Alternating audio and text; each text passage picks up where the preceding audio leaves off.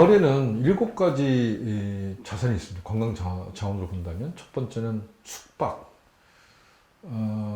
체류할 수 있는 공간이죠. 게스트하우스라든지 뭐 펜션도 있을 수 있고요. 어쨌든 그 지역에 오래 머물수록 그 지역의 경제에 큰 기여를 하게 됩니다. 당일치기라든지 2시간, 3시간 있는 여행, 그 프로그램은 죄송하지만 사람들이 많이 오지만 실제로 그 지역의 경제에 큰 도움이 안 됩니다. 그래서 그 마을 여행을 만들 때 꼭 염두하셔야 될 게 사람들이 체류하게 하는 겁니다. 이 체류하게 하는 방법 중에 그래서 야간 관광이라고 해서 밤에 어떤 관광적인 어떤 체험을 만드는 것, 그런 볼거리라든지 느낄 것을 여행 프로그램에 넣는 방법도 있죠.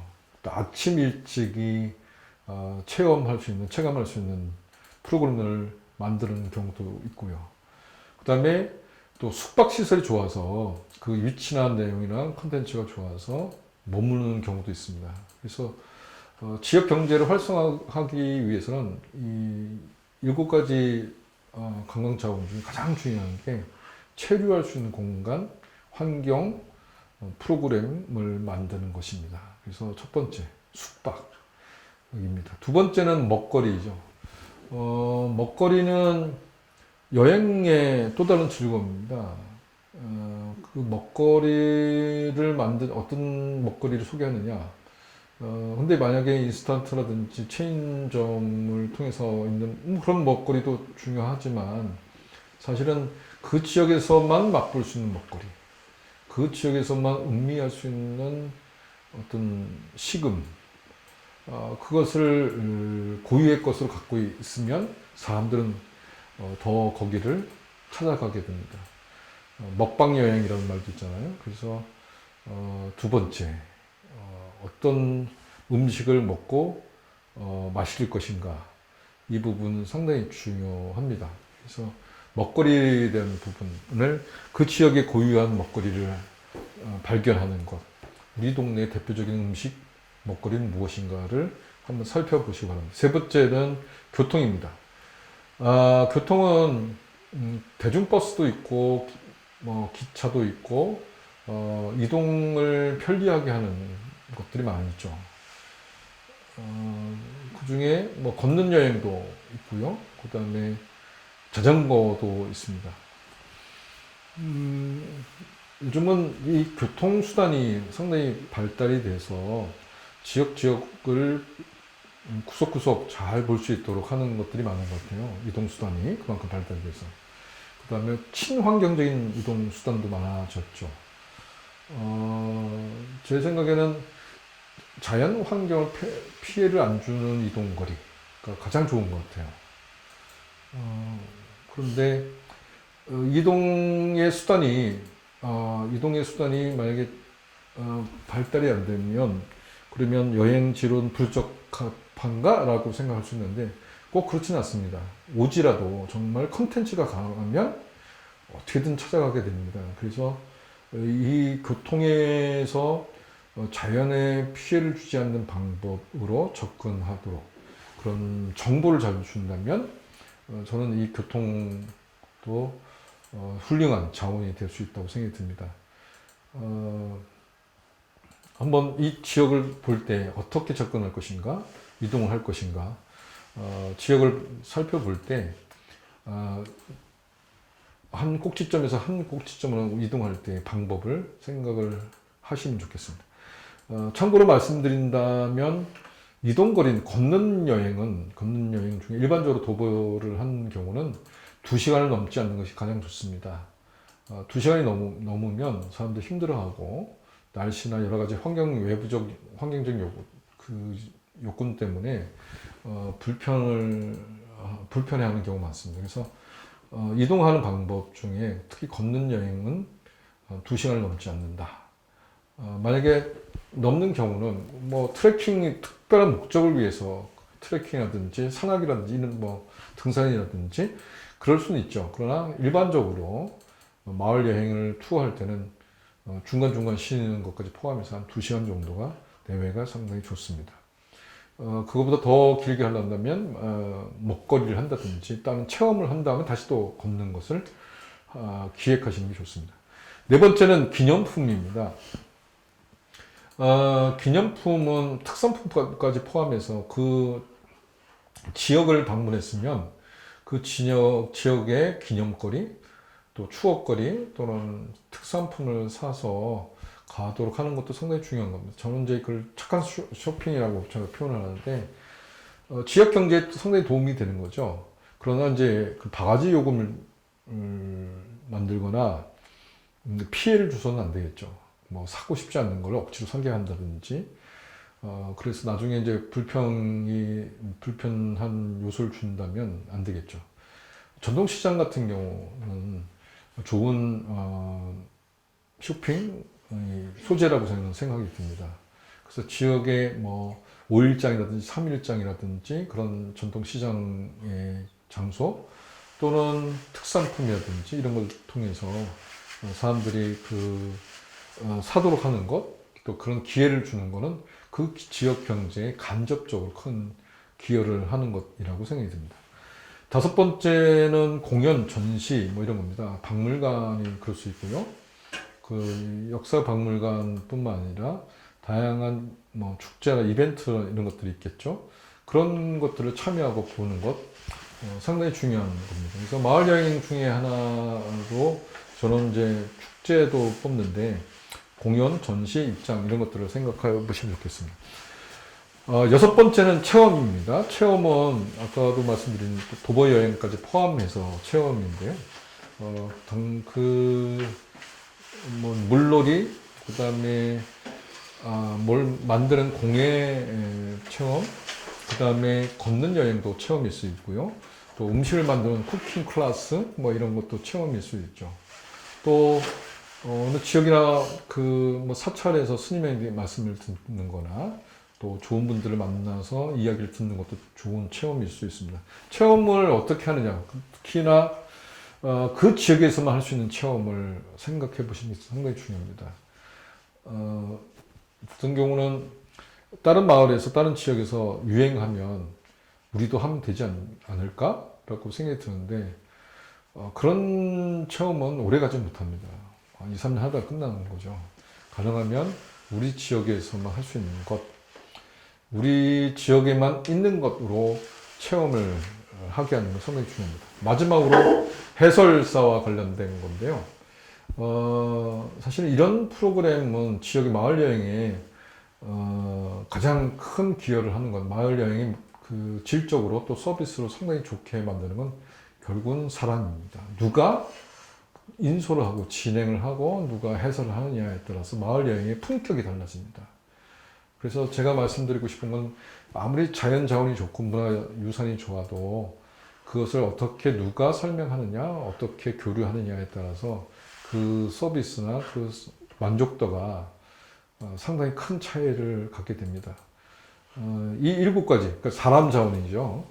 7번째까지 제가 말씀드렸는데 숙박, 먹거리, 교통, 기념품, 공연, 전시, 또 체험, 그 다음에 해설이나 인솔. 이 7가지 요소가 마을 여행의 7가지 요소가 상당히 중요하다고 생각이 듭니다. 그 중에서도 만약에 여러분들이 이 7가지를 다 만들거나 기획하거나 발굴하기 힘들다면 저는 여기 보여드리는 것처럼 먼저는 숙소, 먹거리, 체험, 해설 이 4가지 요소가 7가지 중에 가장 기본이 된다고 생각이 듭니다. 그래서 어디서 잠을 잘 것이며 무엇을 먹을 것이며 어떤 체험을 할 것이고 누가 그런 프로그램을 진행할 것인가 어떤 이야기로 스토리텔링을 줄 것인가 이 4가지 요소는 전체 7가지 중에 가장 중요한 것이라고 저는 생각이 듭니다. 그래서 이 4가지를 먼저 생각하십시오. 마을 여행을 기획할 때는 숙소는 어디서 정하고 먹을 것과 체험은 어떤 것으로 몇 시부터 몇 시까지 할 것인가 또 그 진행은 어떤 스토리로 진행할 것인가 이걸 생각하시면 좋겠습니다. 그 다음에 이동하는 것, 그 다음에 기념품을 사거나 또는 공연 전시를 하거나 이 부분은 부차적으로 기획도 하고 생각을 하고 하시면 좋겠습니다.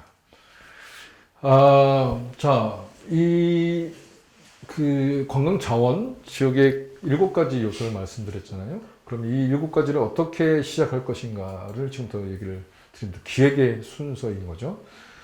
가장 중요한 거는 문헌조사입니다. 예를 들면 원주시라고 치면 원주의 역사는 어떤 역사를 갖고 있는지, 원주란 이름이 어떤 기원을 갖고 있는지, 원주에는 어떤 사람들이 살고 있었는지, 어떤 특징이 있는 문화가 있는지, 그런 것들을 조사하는 거죠. 문헌조사, 그 다음에 뭐 웹사이트라든지, 그 다음에 온라인에서도 할 수 있고, 필요하면 두 번째는 뭐냐면 인터뷰를 하시는 게 좋습니다. 문헌조사 끝나면 그 다음에 두 번째는 하시는 게 인터뷰를 하는 거죠.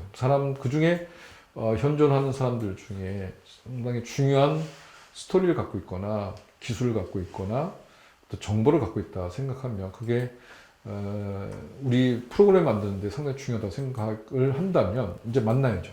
숙박을 운영하는 사람도, 먹거리를 만드는 어떤 식당 그 사장님도, 그 다음에 체험을 하시는 분도 직접 만나야 그 상품 프로그램 만드는 거의 애로점도 장점도 알 수 있는 거죠. 그래서 직접 만나서 인터뷰를 하시는 게 상당히 중요합니다.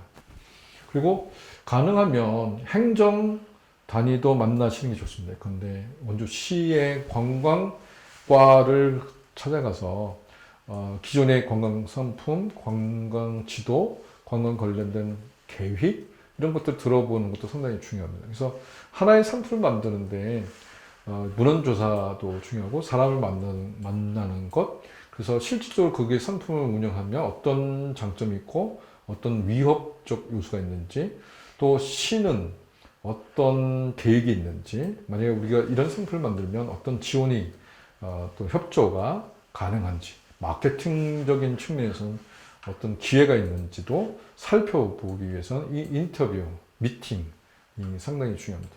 세 번째 단계는 그렇게 한 다음에 상품을 만드는 거죠. 이 아이티너리를 만드는 거라고 하는 건데, 이 상품이 몇 시부터 사람들은 어디로 올 것인지, 장소와 시간을 정하고 투어 프로그램을 진행한다면 몇 시간을 어떤 코스로 동선을 잡을 것인지, 어디서 무엇을 먹을 것인지, 그 다음에 어떤 상품을 또 이용할 수 있는지, 기념품을 산다든지 전통시장 간다든지 또 명소를 간다든지 이런 겁니다. 그런 걸 순서에 따라서 동선을 잡는 거죠. 이때 중요한 거는 뭐냐면 사람들이 첫 미팅 장소를 어디로 정하는지, 시작을 어디서 시작하고 끝을 어디로 맺을지를 정하는 겁니다. 보통 반나절 코스를 만들 때는 한 3시간 정도가 내외가 상당히 좋습니다. 3시간 내외를 지나면 상당히 지루하거든요. 아무리 좋은 프로그램도. 그래서 3시간 내외에 반나절 프로그램을 짜는 것. 그 다음에 또 만약에 1박 2일을 짠다고 한다면 보통 이제 점심시간 이후에서부터 저녁 시간 바로 전에 한 5시까지 하고요. 그 다음에 오전 타임을 그렇게 한번 짜보는 거예요. 그래서 한 번은 오후 시간에 당일 프로그램, 한 번은 오전 시간에 당일 프로그램, 그 다음에 체류할 수 있는 공간과 연결시켜서 그런 정보를 제공할 수 있는 거죠. 숙박은 어디서 하는지, 만약에 필요하다면 야간 관광, 밤에 할 수 있는 여행 프로그램이 무엇이 있는지를 정보를 만들고 켜내고 준비해서, 그렇게 되면 1박 2일이 나온 거죠. 오후 것이 있고 저녁 시간에 하는 야간 관광, 그 다음에 체류할 곳이 나오면 그 다음에 마지막으로 그 다음날 아침에 상품 프로그램을 진행할 수 있는 것들이 나오죠. 그래서 11시, 12시 정도 끝나면 보통 점심시간 전에 끝나는 것으로 하는 것이 1박 2일 프로그램의 일반적인 방법입니다.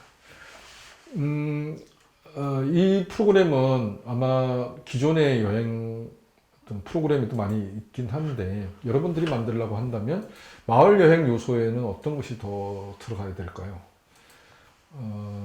체험, 그다음에 먹거리, 숙소. 그건 다 일반적인 어떤 프로그램하고 별반 차이가 없잖아요. 근데 이 마을 여행에서 제가 말씀드린 건 주민이 주도한다는 거잖아요. 그래서 그렇다면 제일 중요한 건 뭐냐? 주민들이 참여, 그 설명하고 그 주도하는 요소를 시적절하게 넣는 것이 상당히 중요합니다.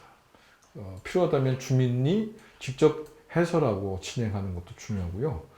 그런데 책방을 가도 책방 서점 주인이 이 책방에 대한 스토리를 얘기한다든지 먹거리를 한다면 먹거리 중에 식당 어떤 분이 이 반찬은 어떻게 만든 것, 무슨 어떤 소재로 만들었는지 또 그 역사가 있다면 역사에 대한 이야기를 해준다면 그냥 음식을 먹는 거나 그냥 체험하는 것보단 훨씬 따뜻하게 느껴지는 거죠.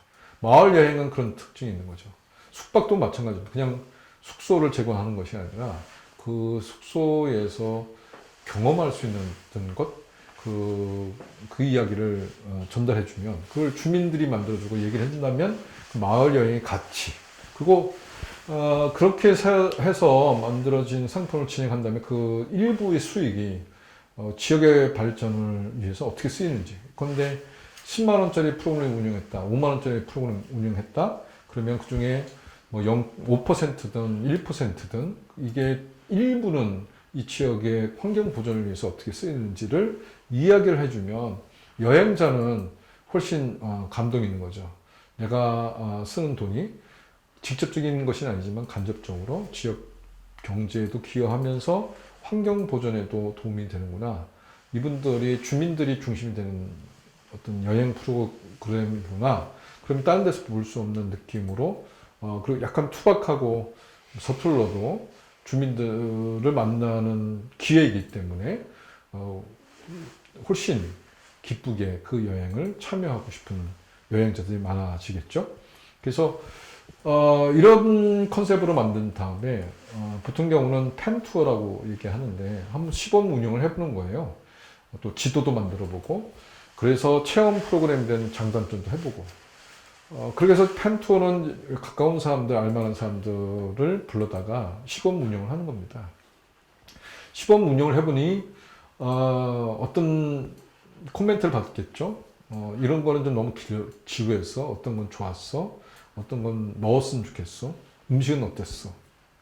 숙박시설은 어떤 점에서 좋긴 했는데 밤에 뭐 화장실 가거나 이럴 때 너무 껌껌해서 싫었어. 뭐 이런 코멘트를 받아서 수정 보완을 하는 거죠. 그 다음에 이렇게 상품을 수정 보완을 통해서 만들어진 것, 보통 일반적으로 보면 이렇게 해서 만들어진 상품을 판매하거나 또 실질적으로 마켓에 내놓는 것은 실제로 여행이 이루어지기 전 3개월 전, 최소 2개월 전에 만들어져야 합니다. 다시 말해서 지금이 4월이면 여러분들이 만드는 상품은 또 프로그램은 6월 말 정도에는 출시되는 것으로 만들어야 되는 거죠. 한 2, 3개월 전에 만들어야 그게 홍보도 하고 마케팅도 하고 그 다음에 예약도 하고 그렇게 해서 실제로 여행이 이루어지는 것이거든요. 그런 과정을 통해서 상품에 대한 완결성을 갖게 되는 거죠. 상품이 만들어지면 당연히 이제 그 3개월 전에 만들어지고 2, 3개월 전에 만들었으면 그 다음에 판매에 들어가야죠. 홍보 마케팅을 할 때는 제일 중요한 게 뭐냐, 누구에게 이 상품을 팔 것이고 이 프로그램이 적용이 가능할 것인가를 생각해 보는 것입니다. 상품 기획할 때부터 그 생각을 해보셔야죠. 그래서 이게 대학생들에게 좋은 건지 또 청소년에게 좋은 것인지 아니면 외국인에게 좋은 것인지 국내 사람에게 좋은 것인지 나이대는 무엇인지 좋아하는 어떤 컬러라든지 브랜드 이름도 정하는 거죠. 타겟에 따라서 브랜드와 마케팅 전달 방법이 다릅니다. SNS로 전달하는 게 좋은 건지 또 뭐 바이럴 마케팅이 좋은 것인지 이런 것들을 결정하게 되는 거죠. 그 다음에 마케팅에 들어가고 실제로 운영을 해보고 운영을 해봐서 하면서 또 여행자들이 느끼는 어떤 피드백, 장점이 뭐였는지, 좋은 것은 무엇이었는지, 또 개선했으면 좋은 것이 무엇인지를 꼭 받으셔야 합니다. 그냥 듣는 것, 이런 얘기가 있었구나. 좋았다, 싫었다. 뭐 이렇게 하면 그 다음에 프로그램 개선이 일어나지 않습니다. 되게 그렇게 하는 경우도 있는데 가장 좋은 거는 조그만 자그만 좀 종이라도 그래서 메모를 받는 게 가장 좋습니다. 그리고 제일 좋은 거는 더 좋은 건 여행 후기를 쓰게 하는 겁니다. 많은 경우 사람들이 기획자가 홍보를 잘하면 사람들이 많이 온다고 생각하는데요. 절대 그렇지 않습니다. 가장 좋은 홍보 마케팅은 이용자가 자기가 어떻게 느꼈는지를 설명하게 하는 것이 가장 좋은 마케팅입니다. 그래서 여러분들이 만약에 상품을 기획해서 마을 여행을 만들었다. 그러면 가장 좋은 거는 여행을 경험한 사람이 그래서 어떤 걸 느꼈는지 어떤 게 좋았는지를 쓰게 하고 그것을 통해서 제3자의 입장이거든요. 그래서 불편한 것이 어떤 것이 있었는지 좋았던 건 왜 좋았는지를 보게 되면 그 다음에 사람이 방문하게 되고 또 재방문도 일어나게 되는 거죠. 그 다음이 이제 관리인 거죠. 그렇게 되면 그래서 어떤 사람들이 많이 왔어, 몇 살 때가 왔는지, 그 다음에 어떻게 이 사람이 찾아왔는지, 그게 추상적으로 느낌으로 하는 게 아니라 데이터로 이게 쌓여야 하죠. 그래서 데이터로 수치가 나와야 되고, 그래서 여름에는 잘 팔리고, 가을에 안 팔리고, 봄에는 또 어떤 장점이 있는지, 그래서 어떤 것을 준비해야 되는지가 매니지먼트 하는 입장에서 상당히 중요합니다. 그래서 하나의 마을 여행 상품이 기획되는 것에서부터 생산에서부터 기획, 생산, 판매, 관리 그리고 다시 새로운 상품으로 업그레이드하는 과정 이게 마을 여행에도 상당히 중요한 프로세스 과정이라고 저는 생각합니다. 이 그림은 이겁니다. 그래서 여기 제가 이제 원주시의 지도를 여기다 넣었는데요. 이 원주시를 한번 자세히 들여다 보시면 좋겠어요. 원주시에 오기 위한 교통편은 어떻게 되는지, 대중교통편, 또 시간대, 시간차, 그리고 주변 환경도 원주시 시내만 보시는 게 아니라 주변의 자연 환경. 근데 여기 보면 강물도 흐르고 치악산도 있고 주변 관광지는 무엇이 있는지, 왜 여기를 오는지도 보시는 겁니다. 마을 관광이라는 게 마을 안에서만 마을을 느끼는 게 아니라 마을 밖에서 마을을 볼 줄 알아야 됩니다. 그래서 그런 마을 전체 그림이 보여야 이게 보통 그러잖아요. 현미경으로 볼 때도 있고 만원경으로 볼 수 있는 그런 이 줌의 효과를 갖고 있는 게 상당히 중요합니다. 그래서 자세히도 들여다보기도 하고 크게 보기도 하고 그래서 주변도 보기도 하고 깊이 보기도 하고 그다음에 역사적으로 보기도 하고 최신 유행하는 콘텐츠하고도 적용시켜 보기도 하고 정말 그 마을 여행 기획자 또는 여행 기획자만큼 창의적인 사람이 없습니다. 마치 교양 연주자처럼 큰 악단을 이루는 연주자처럼 그래서 바이올린, 콘트라스타, 이런 여러 가지 피아노, 이런 바이올린 이런 것들을 다 지휘하는 것이 바로 여행 기획자입니다. 그래서 그 여행 인솔자, 기획자를 뭐라고 부르시는지 아세요? 뭐라고 하냐면 트래블 컨덕터라고 합니다. 컨덕터, 지휘자라는 뜻이거든요. 한 음악을 연주하는 것처럼 전체 그 여행지에 갖고 있는 다양한 악기들, 그런 자원들을 다 이해하고 있어야 적절한 음악, 훌륭한 음악, 그리고 다른 데서 들을 수 없는 똑같은 곡이라도 재해석을 할 수 있는 그런 능력이 있는 지휘자만이 제대로 된 여행 프로그램을 만들고 운영할 수 있는 거죠. 트래블 컨덕터, 그 TC라고 합니다. 여행 기획자, 트래블 컨덕터는 여행 그 지휘자 같은 거죠. 그래서 기획, 진행, 조직, 수배, 홍보, 재정 이 모든 걸 이루는 것까지 전체를 볼 수 있는 그런 경험치를 갖기 위해서는 정말 다양한 사람 만나고 그다음에 귀 기울이고 듣고 창의적인 아이디를 만들기 위해서 또 다른 지역을 많이 방문하고 다른 나라도 가봐야 그리고 그 기억에 잘 쓰는 사람이 오히려 제가 볼 때는 훌륭한 기획자가 되는 것 같습니다.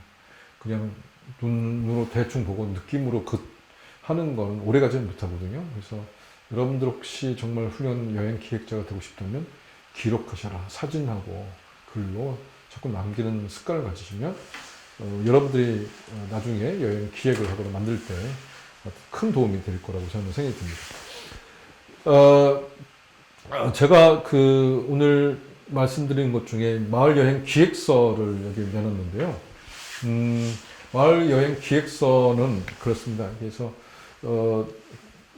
한번 여러분들에게 자료로 나눠드릴 건데요. 투어 이름은 어떻게 하는지, 주요 컨셉은 뭔지, 그 여행의 특징은 무엇인지, 주요 고객 타겟, 이게 청소년인지 청년인지 여성인지 남성인지 또 시니어인지 나이대나 남녀나 또 가족인지 그룹인지 개인인지 그거에 따라서 타겟을 만들고요. 그 다음에 홍보 채널 모객 방안, 그래서 친구들끼리 가는 거면 문제가 없긴 하겠지만 불특정 다수한테 이 여행 프로그램을 소개한다면 어떻게 소개를 하고 알릴 것인지 홍보 마케팅.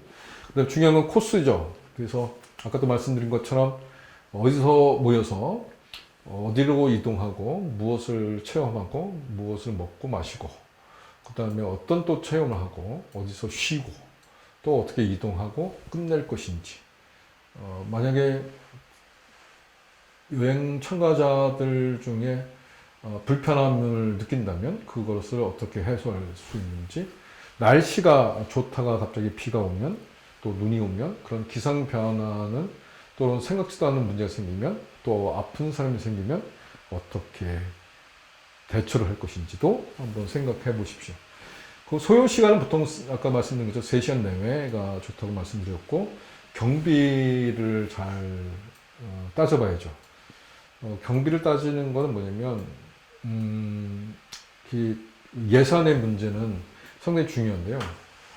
예산 중에 아까도 말씀드린 것처럼 전체 매니지먼트를 해서 그걸 지출하고 근데 먹는 것, 그 다음에 이동하는 것, 체험하는 것 대충 그런 요소죠. 만약에 1박을 한다면 숙박비도 포함시켜야 되죠. 그런 것들을 적절하게 잘 쓰고 있는지 그만큼 쓴 만큼 가성비가 있는지 또 생각을 해보고 그 다음에 이 매니지먼트를 운영하는 사람의 그 기획이라든지 기획비가 있는 거고 또 진행비가 있는데 그 부분도 이 요소에 넣어야죠. 지난 시간에 제가 5강 할 때 제가 말씀드렸지만 보통 경우 이 매니지먼트 비용이 15% 내외 30%까지 이상 가는 경우는 없습니다.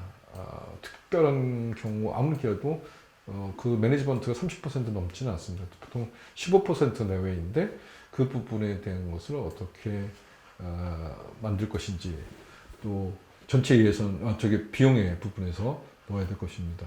제가 이제 판매가라고 하는 거는 일반적으로 보면 여러분들 마을 여행할 때 이게 뭐 상업적으로만 생각하지 마시고 지역의 발전을 위해서는 이익이 남아야죠. 그런 걸 할 때는 외국인들이나 또 내국인한테는 어느 정도의 가격이 적절한지 한번 이 비즈니스를 만든다고 생각하고 시범적으로 한번 만들어 보시는 것도 좋지 않을까 생각이 듭니다. 그래서 투어 인원은 적절한 인원이 몇 명인지 제가 말씀드리는데 가장 적절한 인원은 보통 8에서 12명 정도가 좋은 것 같아요. 너무 적으면 4명 이하면 운영하는데 좀 어려움이 있고 그래서 가장 좋은 거는 8명에서 12명 정도 내외가 좋습니다. 그 다음에 참고사항은 또 참여자들한테 어떤 안내를 할 것인지 또 준비물 또 진행하는 거에서 어떤 준비물이 필요한지를 한번 생각했으면 좋겠습니다. 포스트 코로나에서는 아무래도 이제 그 체온을 재는 비접촉 체온계 이런 것도 필요하고 손소독제, 그다음에 뭐 문제가 생기면 어떻게 응급조치를 할 것인지 이런 것도 한번 생각해 보시는 것도 좋지 않을까 생각이 듭니다. 그 다음에 여기 마을여행 일정과 관련된 게 나와 있는데요. 그 마을여행 일정과 관련된 거는 어디서 만나면서 구체적으로 시간대를 다 정하는 겁니다. 그래서 이걸 순서에 맞게 한번 짜보시는 게 좋을 것이고요. 마을여행 콘텐츠는 주로 머무는 곳, 방문하는 곳, 체험하는 곳에 대한 사진, 그다음에 그 특징, 이 스토리텔링을 위한 페이퍼 작업입니다. 그래서 누가 이 프로그램을 연결할 자가 누군지 컨택트 퍼슨이라고도 하는데, 그래서 보통 경우는 그러니까 예약을 해야 되니까 식당이라든지 박물관이라든지 또 체험을 하는 업체 또는 기관, 단체의 연락처 이 정도는 확인을 해야 되겠습니다. 여기 사례들이 몇 개 있습니다. 그렇게 해서 만든 게 제가 소개하는 데는 최근에 저하고 작업을 했던 게 성균관 대학생들인데, 성균관 대학생들이 만든 프로그램인데, 이거는 이제 해화 명륜동, 서울에 있는 해화동의 그 지역 주민들과 이 성대생들이 유생들 체험을 프로그램을 짜는 거예요. 그래서 식스센스, 육예라고 하는데 예절, 음악, 말타기, 활쏘기, 서예, 수학 이 6예를 갖고 한번 프로그램을 만드는 경우도 있습니다. 그 다음에 소개를 하는 거는 제주 마을 여행입니다. 평대리 마을 여행인데, 이거는 평대리 사는 주민이 직접 그 설명하고 가이드 안내를 하는 프로그램입니다. 그래서 주민이 그 평대리의 역사 문화를 얘기하고 또 주요한 어떤 체험들이 어떻게 이루어지는지를 설명하는 거여서 아주 흥미롭고 재밌습니다. 한번 경험하시면 좋을 것 같아서 이게 소개해드리고요. 똑같이 운영하는 건데 우도 여행인데, 우도를 들어가는 시간이 다르고 나오는 시간이 다릅니다. 보통 제주도의 우도를 들어가는 시간대가 다른 프로그램이 있고요. 그렇습니다. 자, 이제 이 시간이 이제 거의 마무리 지을 시간인데요.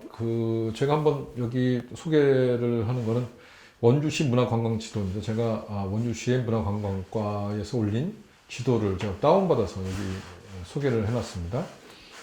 한번 여러분들도 한번 자세히 한번 보시면 좋겠어요. 그래서 원주시의 문화관광 자원은 무엇이 있는지, 또 투어 프로그램은 어떻게 운영되는지. 재밌는 건 그 원주에 시티 투어가 있더라고요. 근데 늘 운영되는 건 같지는 않고 그때그때 달라요. 그래서 요청하면 시티 투어 버스가 운영하는 걸로 되어 있습니다. 그리고 오른쪽에 보시면 어떤 원주 여행 당일 프로그램에서부터 1박 프로그램까지도 소개해 놓은 것을 볼 수 있습니다. 제가 이렇게 이야기하는 것은 여러분들이 꼭 원주시는 아니더라도 원주시에서부터 출발해도 좋고 원주시가 아니어도 좋고, 또는 제가 소개한 것 중에 더 깊이 공부를 하고 싶어도 좋고요. 지금부터 준비를 하시는 건 뭐냐면 우리나라뿐만 아니라 해외도 좋고요. 마을 여행, 공정 여행, 책임 여행, 구체적 사례를 하나 찍어서 한번 보고서를 사례 연구 같은 거, 길게는 아니라도 지금부터 준비를 하시는 게 좋을 것 같습니다. 그래서 중간고사를 위해서 마을여행, 공정여행 사례, 그게 지역이라도 좋고 또 어떤 공정여행하는 업체나 또 기관이나 이런 것도 좋습니다. 어떤 것들은 상관없고요. 지금부터 미리 좀 준비를 하시는 게 좋을 것 같습니다. 그래서 더 열성적인 분이 있다면 친구끼리 모여서 같이 공동으로 한번 연구하는 것도 좋을 것 같아요. 바라건대 원주시에 여러분 학교가 있으니 상지대생들과 원주의 마을여행 이런 컨텐츠로도 여러분들이 문헌조사, 또 인터뷰, 그 다음에 마을여행 코스 개발 이런 것도 해보는 것도 더 좋지 않을까라는 생각이 듭니다. 긴 시간 여러분 같이 했고요. 또 다음 시간 여러분들 만나기를 바랍니다. 감사합니다.